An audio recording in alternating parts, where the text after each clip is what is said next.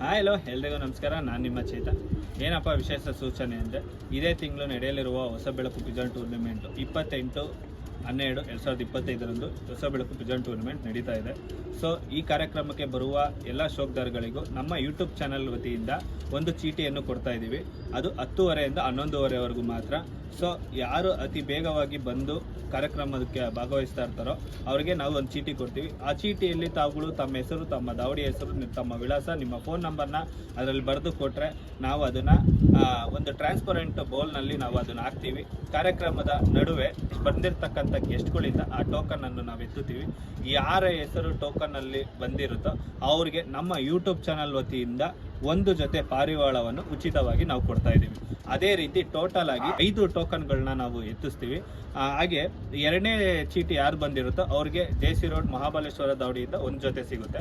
ಅದೇ ರೀತಿ 3ನೇ ಟೋಕನ್ ಯಾರು ಬಂದಿರುತ್ತೋ ಅವ್ರಿಗೆ ನಾಗಚಂದ್ರ ರಘು ಅವರು ಚಾಮುಂಡೇಶ್ವರಿ ದಾವಡಿಯಿಂದ ಒಂದು ಜೊತೆ ಪಾರಿವಾಳ ಫ್ರೀಯಾಗಿ ಸಿಗುತ್ತೆ.